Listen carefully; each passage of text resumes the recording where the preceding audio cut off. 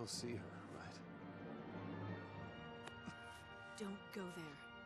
No room for doubt. You're right. We'll see her again. And soon. You convinced me of that. So stay strong. Don't worry. We'll finish this and go see her together. This is a cutscene from Chapter 11 of Final Fantasy XIII.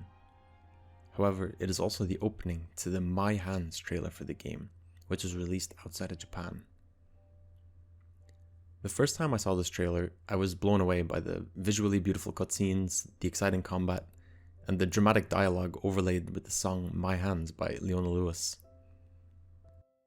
The trailer conveys the epicness of the Final Fantasy series, while showcasing 13's world and exciting combat system. It grabbed my attention hard in a way that I wasn't expecting.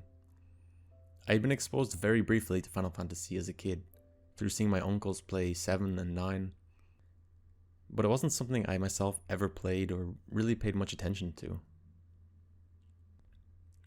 So seeing this trailer, it was like nothing I had ever seen before. I decided this game looked incredible and I had to buy it. So began my Final Fantasy addiction. An addiction that I haven't been able to shake off since. Final Fantasy XIII was my first Final Fantasy game, and despite its flaws, it made me fall in love with the series. From the beautiful music to Nomura's iconic character designs, to the epic stories for which the Final Fantasy series is known. Final Fantasy is something special. In the years since I first played 13, I've played through many more entries in the series, my love for the series growing with each entry. So when I was finally released from the limitations of console poverty and bought my first gaming PC, there was one game that I bought right away. That game being Final Fantasy XIII. Playing through the game 11 years after my first playthrough, the biggest question on my mind was, is it as good as I remember? And that is the question we will try to answer today in My First Final Fantasy Revisited.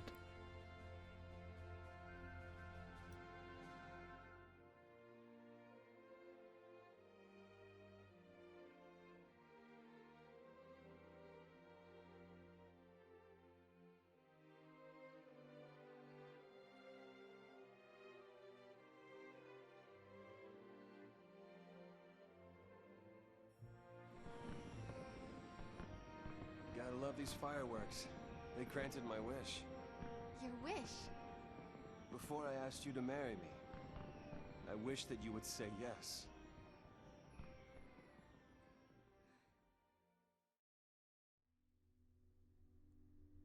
Now, when most people talk about their favorite games of all time, the list often includes a number of era-defining classics, games which, upon their release, change our perception of what gaming can be. However, these lists also often contain a number of games that, whilst not being subject to huge critical acclaim, have in one way or another inspired the player, or were tied to joyful childhood memories. And this was my experience with Final Fantasy XIII. Final Fantasy XIII released in 2009 to generally positive reviews. Universal praise was given to the technical milestones achieved by the game's graphics and presentation. This is not a surprise. Looking back on the game 11 years after its release, Final Fantasy XIII still holds up remarkably well, especially when compared to other games released in the same year. Final Fantasy XIII still looks fantastic. This is in part to do with the graphical quality, but also due to the game's strong design philosophy and execution. And it's this strong design philosophy that made me fall in love with this game. Development of Final Fantasy XIII began in February 2004, shortly after the release of Final Fantasy X-2 in Japan and in the West. At the time, the project was internally referred to by the codename Colors World, and it's not difficult to see why. The game is awash with color, with many biomes within the game world having vibrant, colorful designs, such as Lake Brescia, Grand Pulse, and Edenhall. Upon release, further praise was given to the pre-rendered cutscenes. Final Fantasy games have a reputation for being not only beautiful, but for being at the forefront of what games can look like graphically. Final Fantasy XIII is no different. The CGI cutscenes in 13 are incredibly detailed and are just downright gorgeous. They make great use of lighting and color in the daytime and evening scenes, with nighttime scenes being gorgeous in their own right, with effective lighting and reflections giving the world a futuristic gleam. I'm especially fond of the Lady Badluck cutscene, where the crew gather their resolve to attack the Palamecia, the aforementioned cutscene between Lightning and Snow, where Lightning shows compassion and vulnerability to Snow for the first time, and the racetrack cutscene at the start of Chapter 12. This last one being my absolute favourite. These scenes are the showstoppers of Final Fantasy XIII, showcasing its fantastic world design and endearing us to its main characters. Playing through the game now on PC, these cutscenes look even better than I remember, as they don't suffer from the same screen tearing problems I had on PS3 back in the day. The regular cutscenes also still hold up very well, although largely aren't as cinematic as their pre-rendered CG counterparts. They're often cutscenes of lesser action, excluding the fantastic summon animations, and have more personal moments than the spectacle-filled pre-rendered cutscenes dotted throughout the game. With that said, there are a lot of endearing and heartwarming moments contained in these cutscenes, many of which carry large significance for the plot of the game. It is through these cutscenes that the plot of Final Fantasy XIII is realized. Final Fantasy XIII is the story of two worlds and the powers that rule them. On one hand, you have Gran Pulse, a world of natural evolution where animals and plants can grow to massive sizes, and where survival of the fittest is the planet's motto. Dangling ever so precariously above Pulse is Cocoon, a futuristic paradise filled with highly advanced technology ruled by the Sanctum. The Sanctum is run by the Primarch Llandslide, a fal'Cie being beings responsible for the creation, maintenance, and governance of the land where humans dwell. Llandslide leads under a rule of fear of the savage world of Pulse. Anyone who comes anywhere near a remnant of the savage world of Pulse is purged, a fancy word for a large-scale massacre, meant to stoke fear among the general public and of the l'Cie being humans who are branded by fal'Cie to complete a focus or task, at the threat of being turned into a monstrous Seath. Upon the discovery of a vestige of Pulse in the seaside city of Bodom, a purge is begun throwing our protagonists into their unjust fate. Serah, the fiancée of Snow and sister of Lightning, has been branded a l'Cie by the Pulse fal'Cie anima contained within the Bodom vestige. In her efforts to save Serah, Lightning willingly joins the purge where she meets Saz, a whimsical airship pilot carrying a chocobo chick in his hair. Snow and his neighborhood watch organization turned resistance group Nora attempt to resist the purge of the people of Bodom, where they encounter Vanille and Hope. Hope's mother is killed by the Sanctum, and Snow is powerless to stop it, causing Hope to blame Snow for his mother's death and pursue him along with Vanille all the way to the Pulse vestige, where Serah awaits rescue. Our protagonists come together finding Serah just before she turns to crystal, this being a sign that a l'Cie has completed their focus. In rage and desperation, the party attacks Anima, causing him to brand them as l'Cie, their focus unclear. l'Cie are enemies of Cocoon and fugitives, so the party sets out to find their focus and figure out how to accomplish it, all the while avoiding capture at the hands of the military. This setup is simple and compelling enough to keep you interested through the linearity of the early chapters. This linearity was a turn-off for many upon the game's release. However, on both my first and second playthroughs, the latter being this year, I found the first chapters to go very quickly, with a story that, whilst not filled with twists and turns, provided a consistent motivation to push forward in search of the truth. This is helped by the game's effective characterization and visual storytelling throughout.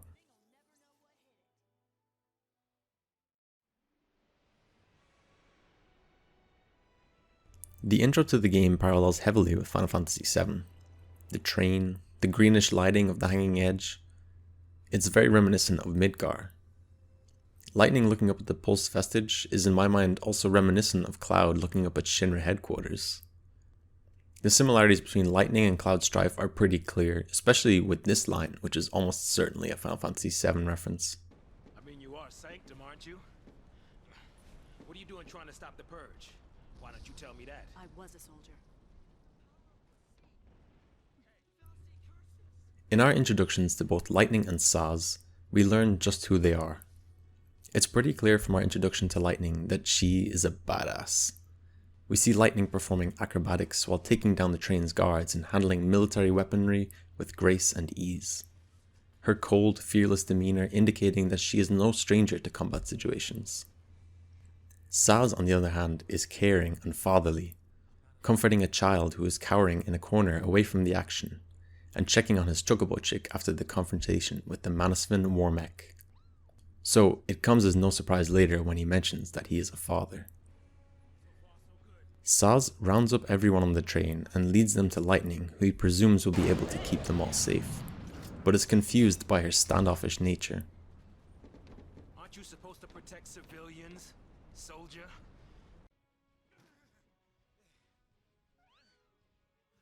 However, Saz's age is apparent. He quickly begins to wheeze and puff whilst trying to keep up with Lightning. Sazh is one of the most real characters in the game. His motivations and perspective are relatable. When confronted with the truth about what happened to his son, he is distraught. Many people would in this situation take revenge or lash out at Finial, as Sazh so very nearly does. But he stops himself. He's empty. The futility of taking revenge overcoming him. At this point, Sazh has lost all hope, and as a result, Brynhildr appears to reawaken Saz's conviction.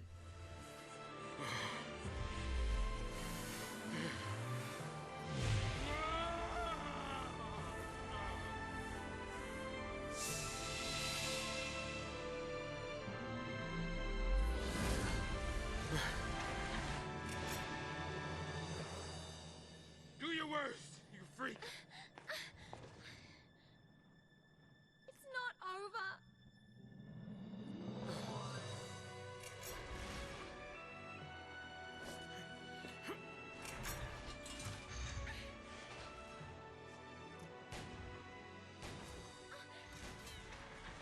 Despite the fate that Vanille indirectly entrusted upon his son Daj, Sazh reacts with compassion to Vanille, seeing the unfortunate twist of fate that brought about these events. As a father himself, Sazh sees that Vanille herself is just a kid, and having spent much time alone with her during their travels, he has grown a level of affection for her. What's the plan? The first scenes we see of Snow tell us a lot about his character as well. That's not a plan. This informs us of his hot-headed nature and propensity to let his emotions direct his actions. It's clear from the start that others respect him as a leader, even his teammate Gadot, who himself casts an imposing figure and has a tough guy personality. Snow earns this trust and respect through his compassion, which we see early on, as he, in contrast with Lightning, goes out of his way to help civilians who are being purged, and how he spends time playing along with Finial's play shooting, even though his main goal is to rescue Sarah from the Pulse Vestige. Snow is possibly the character with the least character development in Final Fantasy XIII, which isn't necessarily a bad thing. He is the one that drives the party forward. His optimism and conviction to fight for what he believes in inspires the rest of the party to come to the conclusion that they come to at the end of the game, to do what Sarah said, and to do what they believe to be right, to save Cocoon. The party hold each other up, driving each other forward when they falter, and it's through their conviction that our protagonists eventually rid Cocoon of the Fal'Cie oppression. Snow really views himself as the hero. He tries to save everyone he can, which is why he is truly taken aback later when Hope finally gathers the courage to confront him about his mother's death.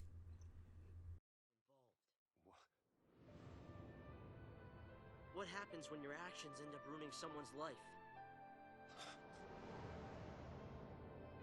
What if someone dies? What then, Snow?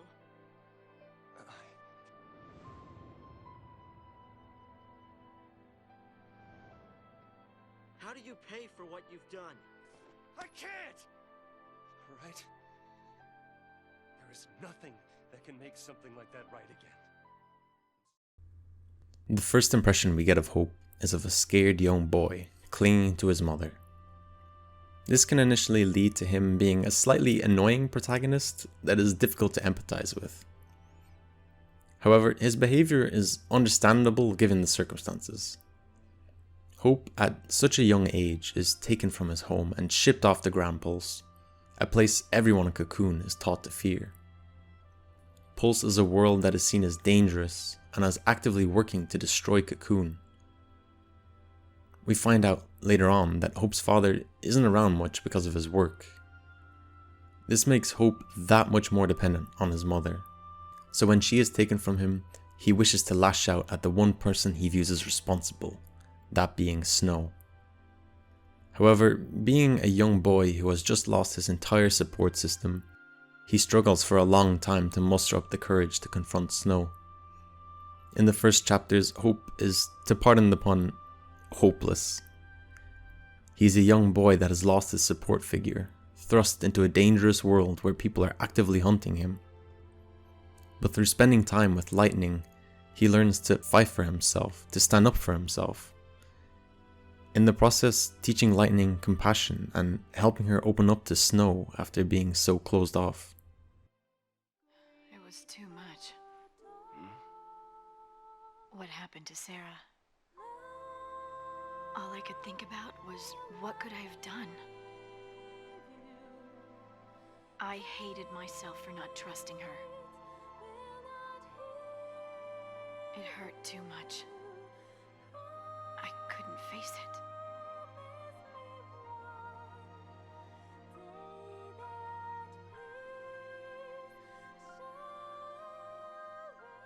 Look, Snow.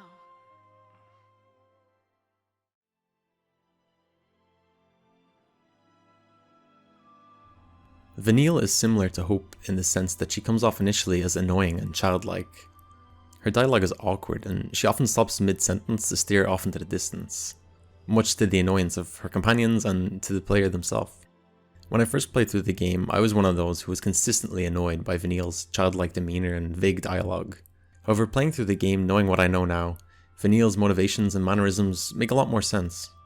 The guilt she feels about Dodge and about Cocoon causing her to answer vaguely to straightforward questions, and her childlike demeanour being a way to distract from her unwillingness to be vulnerable with others. Even knowing all of this, Vanille can still get on my nerves at times, but her motivations make sense, and she is a more complex character than I realised initially in my first playthrough. The characterization of Final Fantasy XIII is, in my opinion, a slightly underrated aspect of the game. It's not the best the series has to offer by a long shot, but I think it's worthy of its time in the limelight. This characterization is made only stronger by excellent character design from a Final Fantasy legend.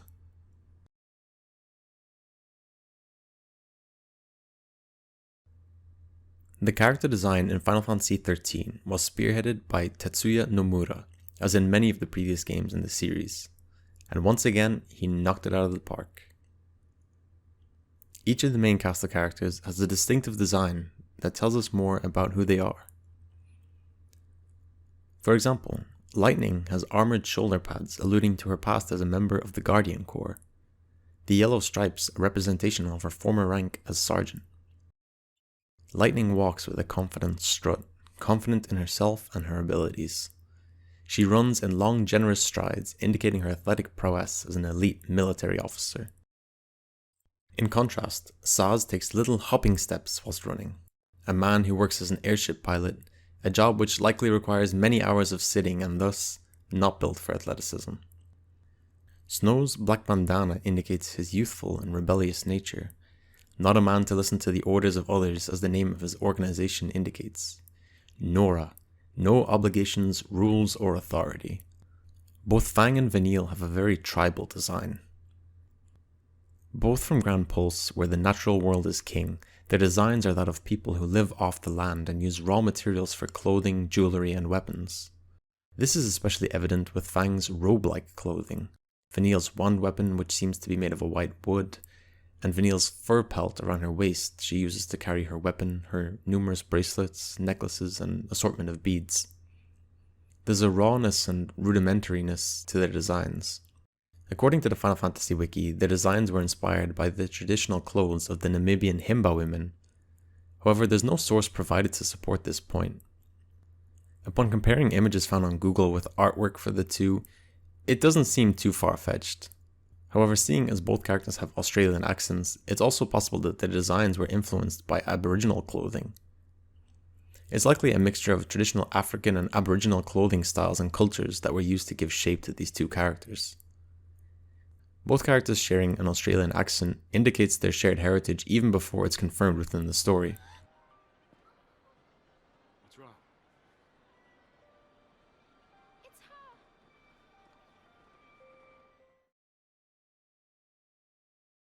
Vanille's ponytails and skirt are also an indication of her youth. And it's this youthful positivity that allows her to bond early on with the bashful Hope Estime. Hope's design is simple, colourful, and fashionable. His clothes look clean and expensive, with a focus on fashion as indicated by his green neckerchief. It's clear through this that Hope did not grow up in poverty, a fact that is made clear upon visiting his home in Palampolum. Whilst not living in a mansion, Hope lives a nice home in a modern city by the coast. A house no doubt paid for by the likely high-paying job that keeps his father, Bartholomew, away from home so much. And that's exactly what you've done.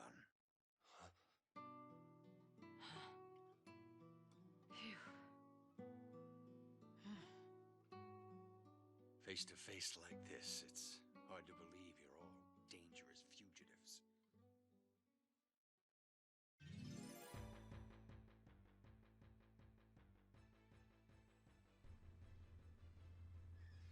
This strong design philosophy is evident in every facet of the game, including the combat. The battle animations are beautifully choreographed. Characters have fitting battle animations. Saz swings his arms heavily when casting spells, in line with his character as a tired old dad. He is older and weary, movements cost him effort. He doesn't flip around or produce acrobatics. Even his regular attack cycle seems laboured and slow. But he strikes poses as he attacks, like the lame old dad who still thinks he's cool. Lightning's backflip is slow but graceful. Once you get 4 ATB gauges with Lightning, you can line up 4 attack commands. Upon doing the last attack, she will do a backflip and shoot the enemy with her gunblade on the way down. This is something I never get sick of. It's so cool and fits the character of Lightning so well as an athletic ex-Guardian Corps member. This is also supported by Lightning's athleticism in the CGI cutscenes, where she's shown to be incredibly nimble and capable of hitting tiny targets whilst flying through the air, the Bahamut summoning example being one of my favourites. The battle system is beautiful, it's fluid and technical. It requires the player to be paying attention and to be managing multiple factors at the same time for maximum damage output and defensive coverage. Even at the early portions of the game where your party members and roles are limited, the combat still feels fresh and active. In each new area, the game will allow you to face new monsters one at a time to learn their habits and weaknesses, before then giving you battles against groups of these enemies, allowing you then to make use of your paradigms and strategy in combination with the ascertained knowledge from the previous one-on-one fights to take down multiple enemies. It lends a diversity, mind the pun, to the combat as different combinations of enemies require differing party members' strategy and paradigms. This freedom of choice is most apparent in the later chapters, once you gain the ability to choose your party members and to teach your characters new roles. Unfortunately, the exact mechanics of the combat system are not explained in in-game tutorials. The speed at which the stagger bar depletes seems random at first, meaning getting the longest possible stagger and consequently defeating certain bosses can be incredibly frustrating, as the player struggles to fully understand the mechanics of the game and therefore how to properly utilize them to their advantage. I know. This seems like a typical case of mad because bad. However, while I was editing this video, I came across the AGDQ Final Fantasy 13 run, which was run by Kayarune. In this run, there were multiple points where Kayarune and his commentator themselves mentioned the lack of explanation about the game's battle mechanics, and even expressed their confusion about why a certain stagger wasn't what they expected.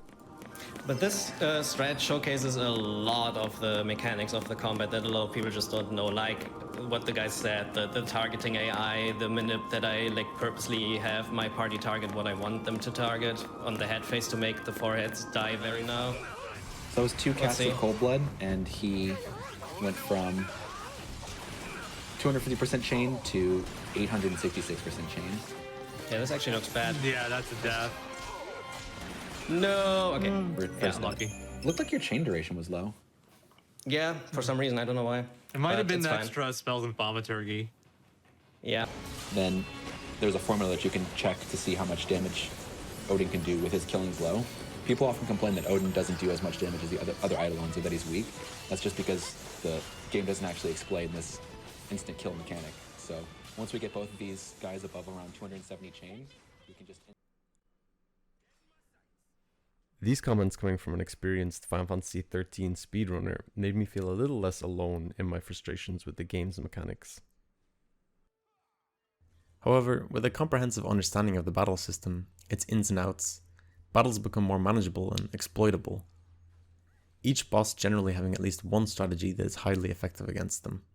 However, even after almost 40 hours of my second playthrough of the game, this information about how the stagger system worked had to be explained to me by someone on the Final Fantasy Discord so that I could understand how to beat one of the later bosses.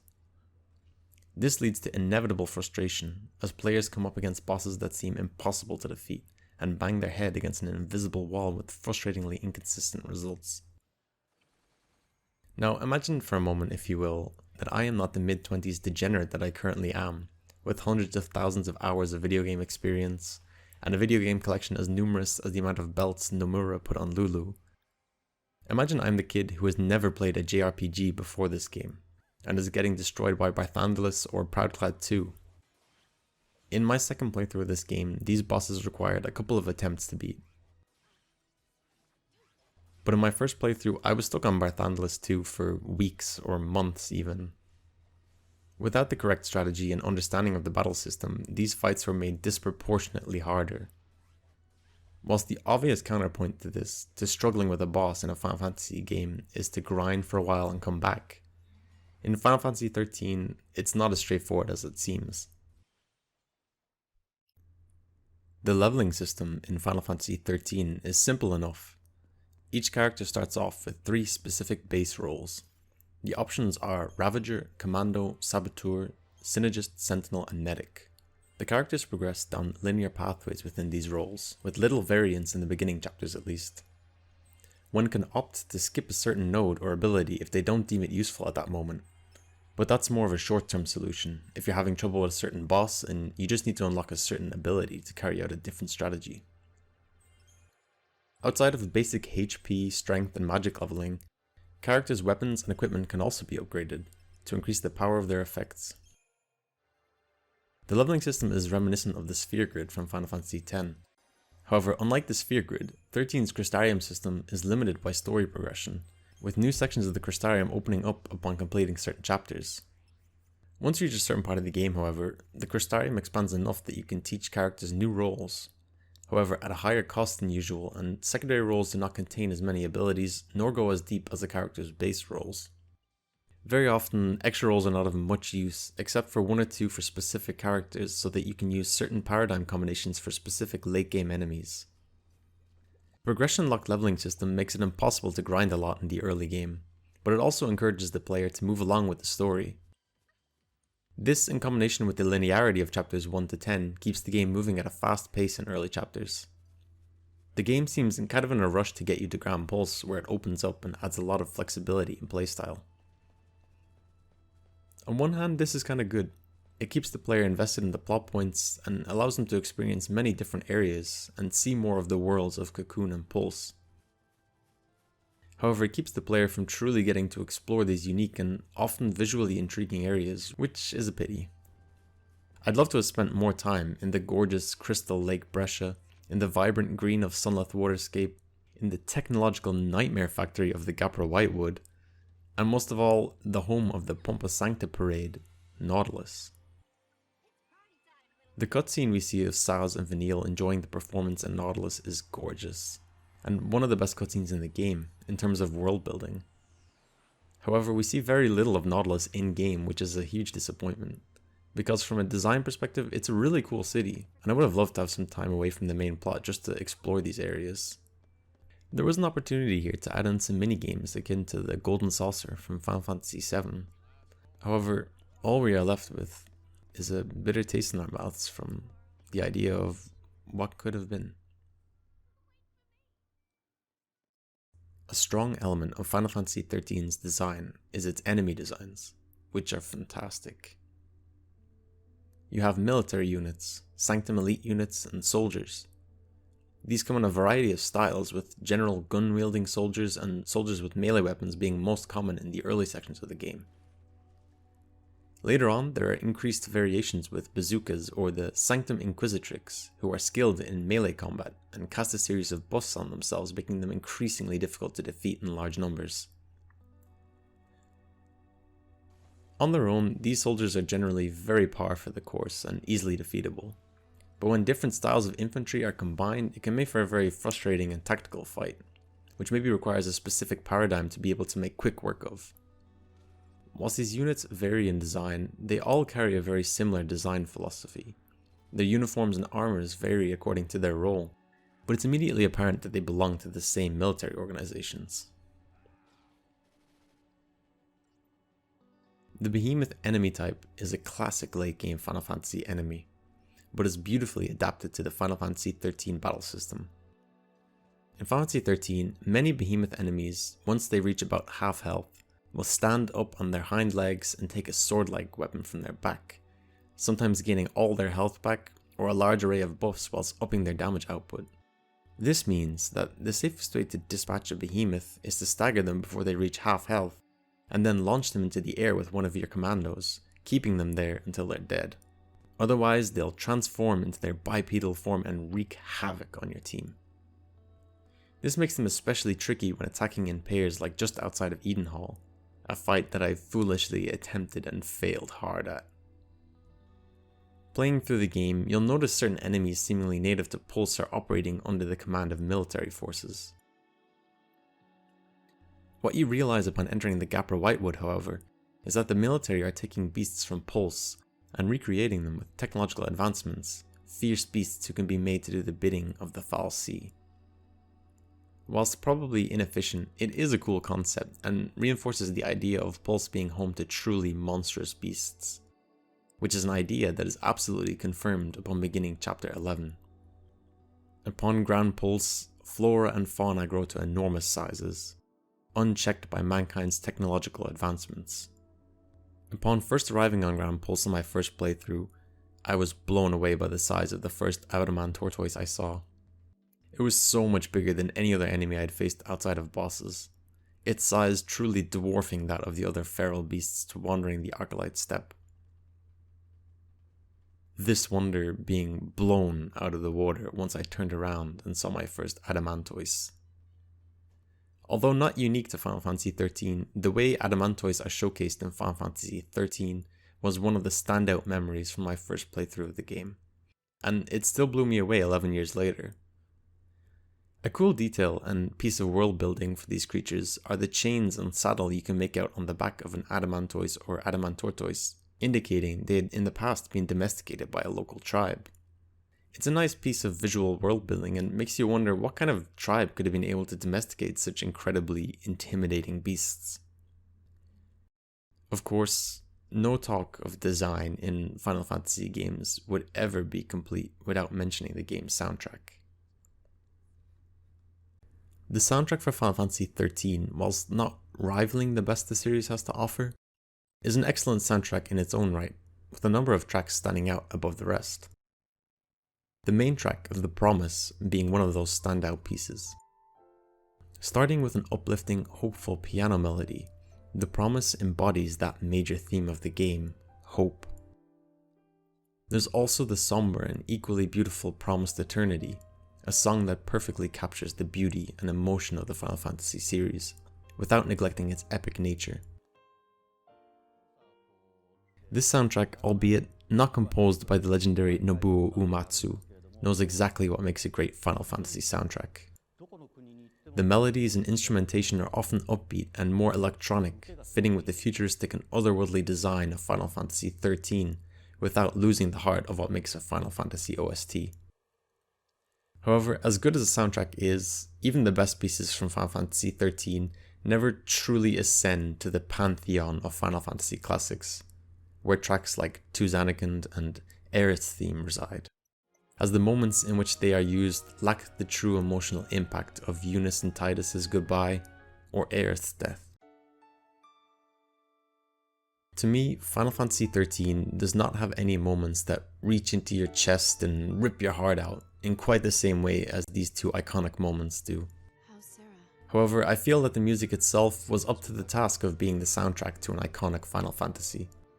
It's touching and uplifting, and I think it's a worthy addition to the series. Feels so far away now. The ending of the game, whilst visually beautifully represented, lacks a real punch. Our protagonists realize their focus by taking down Orphan, turning themselves to crystal in the process. Yet only Fang and Vanille stay in their crystal form, the reason for which is not given. It feels cheap. I feel like maybe they could have incorporated the explanation that's given in the sequel, that the goddess Etro, touched by the plight of Lightning and her friends, released them from crystal stasis immediately after having been placed in it. Fang and Vanille, having crystallized themselves willingly, staying in their crystallized form to hold up Cocoon. I find it hard to believe that it was not possible to even hint at this in this 40+ hour game, to make the ending feel a little less like a deus ex machina to fit the end result that the developers wanted. Regardless, Fang and Vanille sacrificing themselves to save Cocoon and to make up for their past mistakes is beautifully executed, and it gives the characters a nice ending to their character arcs. The following scene on Pulse is especially beautiful, and for anyone that was even remotely invested in the story of the protagonists up to this point, it feels like a nice payoff, if a bit too good to be true. That is, until this shot of everyone being reunited with their loved ones, when we see Hope run excitedly into frame, only to realize that there's no one waiting for him. It's suggested by his following line that he was hoping Fang and Vanille would be back to normal and running to reunite with them. However, the shot of Hope standing alone, looking on as the others are reunited with their loved ones, is a harsh juxtaposition. It's in this moment, I think, that the loss of his mother really hits home for Hope. However, he doesn't let it sink in too much. Hope, like all the other party members, has lost someone. But in that process, he has learned and grown so much as a person. He is no longer that scared boy that he was in the Hanging Edge, and he's surrounded by people who care for him. The scene is poignant and understated, but it really makes Hope's character arc come full circle. And in my mind, it's the best subtle storytelling in the entire game. And it's a nice way to say goodbye to our characters.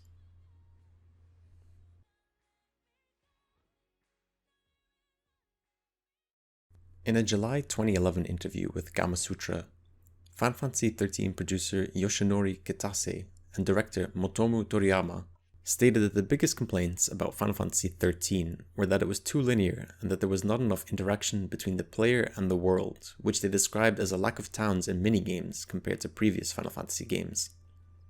The linearity of the game, intended as a stretched out tutorial before the freedom of choosing one's own party and of exploring in Chapter 11, was a large source of criticism for the game. It's unfortunate then that the payoff of Grand Pulse is for many not worth the wait to get to Chapter 11. Traveling through Pulse and completing the wealth of Seathstone missions is a huge amount of content for players who are willing to put in the time for 100% completion.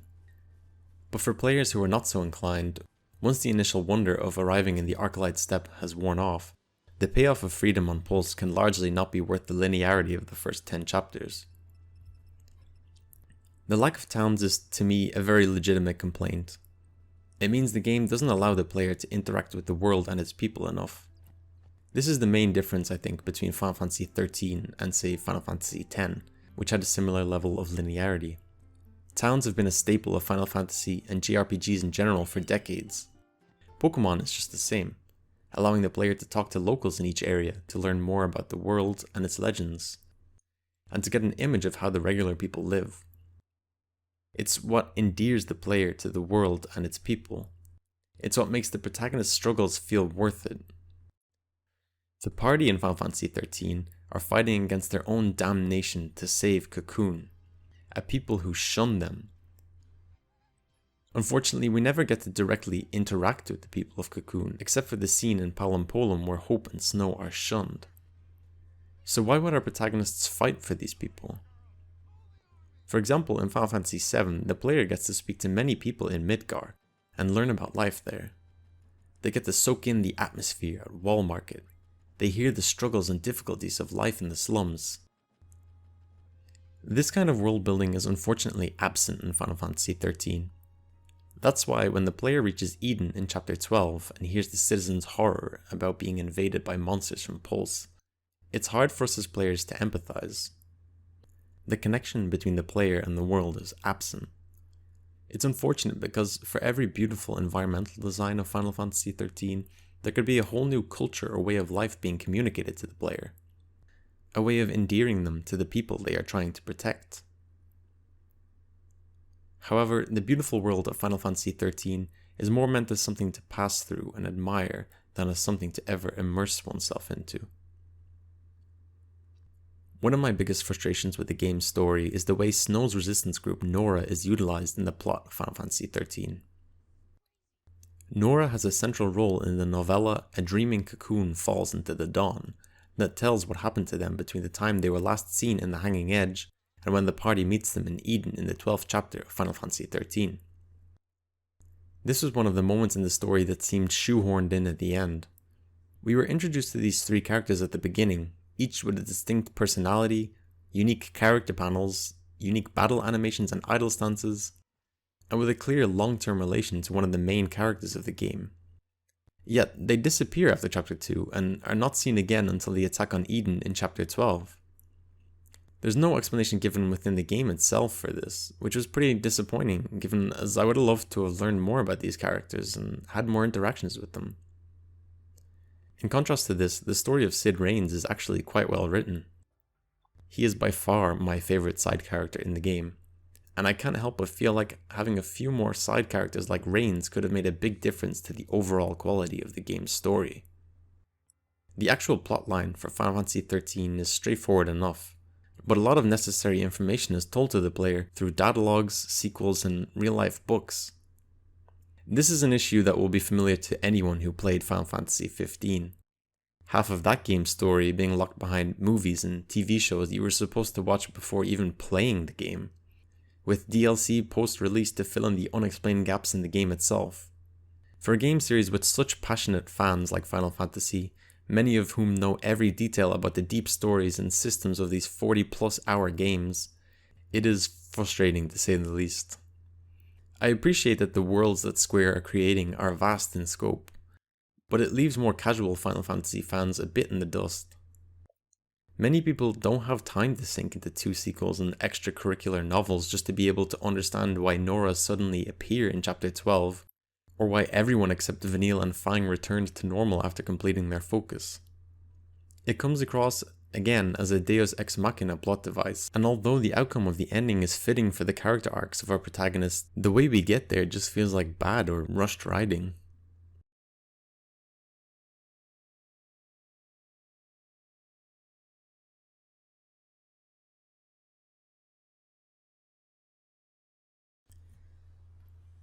Final Fantasy XIII is a frustrating game to be a fan of.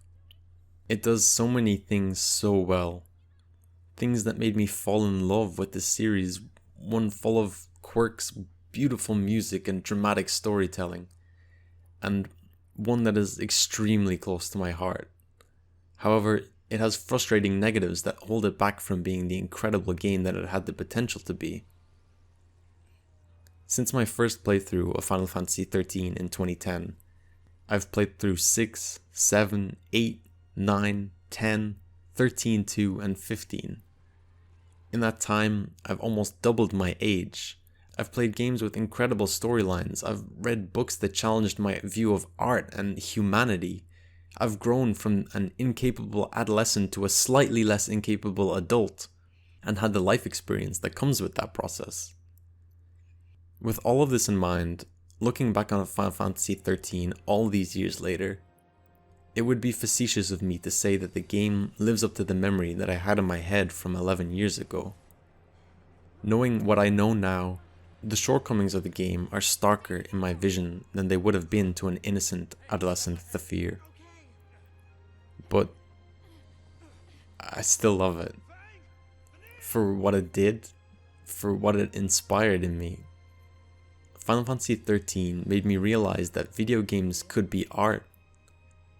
It made me fall in love with a series that is now in my top 3 of all time.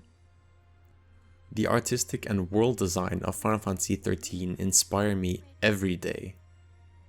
And for that, it will always have an important place in my heart.